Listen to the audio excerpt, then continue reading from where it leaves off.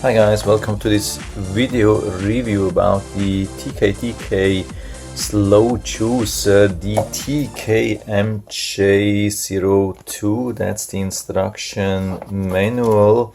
Yeah, I'm not going to show you everything. It's pretty easy and straightforward. There's not much to say about that. Really good thing is that you actually don't need the instruction manual. I mean, it's always helpful, but the good thing about this machine, you can take it out of the box and without checking the instructions manual, you should be able to put it together in a couple of minutes, and I'm going to show you how this works. This is one of the main pieces and it goes into this area. Everything has some really nice suction cups and that makes it really solid, but it's a little bit difficult for video instructions. So I can show you this a little bit better here.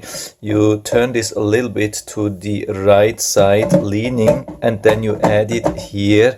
Here's the thing, here's a button. You don't have to push it. This is just like a release button. So you actually have to just align these three things here into these three openings and push it in and turn it to the left side, and to release it it's vice versa. As you can see, it's pretty easy to clean then. So I've turned it around again. Yeah, one thing is important here is this part. Is the only thing which I have to show you separate. This is where the juice comes out, and one of the problems, I mean, yeah, I'm going to show you everything, all the advantages and disadvantages. There are a lot of both of them actually. One of the disadvantages of this machine is the opening here, down here. I mean, it's working, but usually you will see it like this, and this is just when you're finished with juicing, you have your glass underneath and you want to stop it and remove your glass. You do something like that, and what happens, you can see it's closing, but it's not closing totally. I mean, you can push harder, really hard, and you can close it. It's possible, but usually the first couple of times when you do it, you will close it like this. You'll think it's closed and it's not. You really have to push very hard. It's a little bit weird, but apart from that, I think it's not bad. So let's add it back.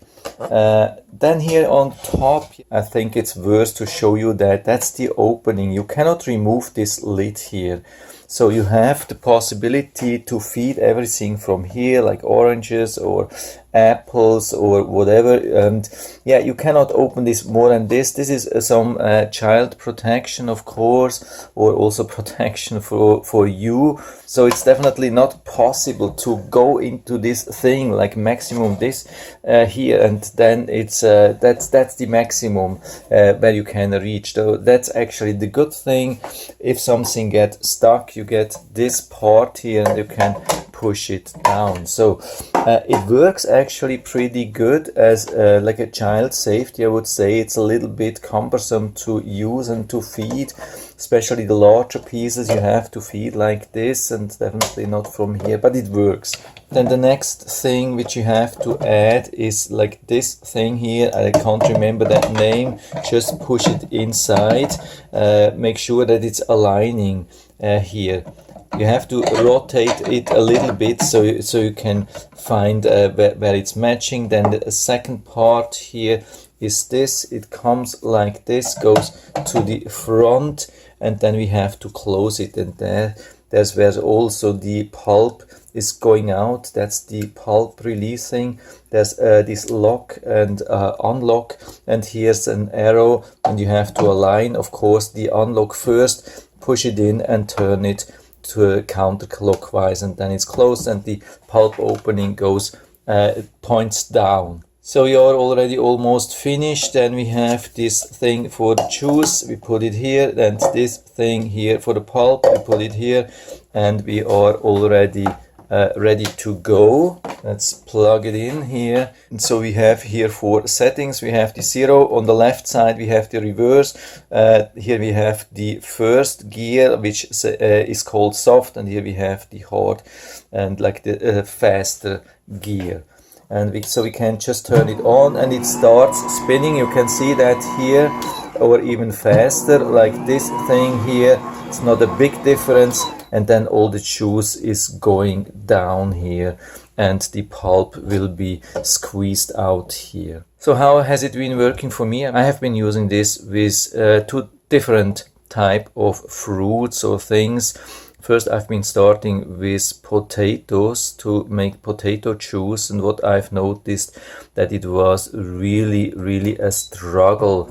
It looks like it's heavily struggling with some harder items which do not have a lot of juice inside. Let's say again the potato. I mean, it was not a big problem to feed it inside. Just make sure that you do not feed too much at once, so it gets stuck here. It can easily get stuck here on this height, not down here, but here when you feed too much, and then you have to push it down. Just do 1 or 2 pieces and then stop a little bit and wait till it's working on them. Usually you don't have to use this push thing too much.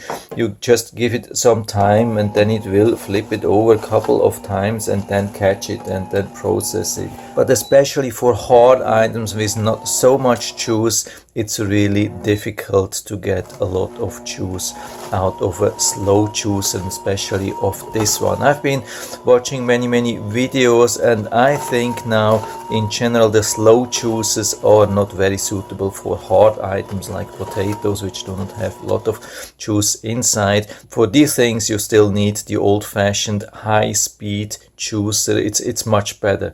There's a huge difference. I mean, I've been touching the pulp of the potato and it was totally wet, and if you touch the pulp from a potato, like after juicing it with the old style, the high speed juicer, then it's totally dry. Everything's totally dry, but not from this thing here. So for these things it's not working, especially with this model. I have seen a couple of videos from slow juicers which did a little bit a better job, also like for carrots or so. It's a similar thing. Some of them are doing a little bit a better job. I think this model here, the TK-TK, is very bad on hard items here. If you're planning for hard items, carrots, potatoes or so, it's not a thing for you. If you're planning for soft items like more apples or oranges, lemons, these things, it doesn't have any problems. It was working really good, no problems. It was quite efficient, I would say. It has been squeezing out all the juice, and for that it has been doing a good job. So after that, of course, the big question is the cleaning. How has it been working? And one of the big problems again, yeah, you cannot reach here. Of course, there's a brush here which you can use. You can go down everywhere. That's no problem. The big advantage with this thing here, with this slow juicer, yeah, open this here again. For me, the biggest advantage with these slow juicers, and not only with this model, it's in general, we do not have like this strainer, this high-speed strainer, which we have with the old style juicers, which are super hard to clean. Here we have just normal stuff where pulp is not really getting clogged hard. Here maybe a little bit around the edges, but usually with a strong water squirt from your tap you can rinse and remove everything. You don't even have to use the brush. So overall the cleaning experience is much better, much easier than with the high-speed juicers. Here definitely I haven't been using any brushes, no sponges, no nothing, just normal hard spray rinse from the water tap had done the job. Maybe 1 or 2 corners where I had still something left. Yeah, maybe here there is even something left, but apart from that you can clean it very fast and easy. That's the huge advantage. So overall I would say it's working. Yeah, it's not a scam. It's working for soft things really good. For hard items rather bad and inefficient. It can be cleaned good. For me the style is not really fascinating, and I would say it's rather overpriced. I think I have seen in other videos cheaper devices which are more efficient, especially regarding hard items. So for me, not a real big recommendation, but I'll put down the link to the Amazon listing down into the description, so you can do whatever you want to do, and I hope I've been able to help you a little bit with this video. If you have any questions or comments, just write to the comment section below, and I'm always happy to talk about these things. And if you like the video, give me a thumbs up, subscribe my channel. Thanks for watching, and see you next time.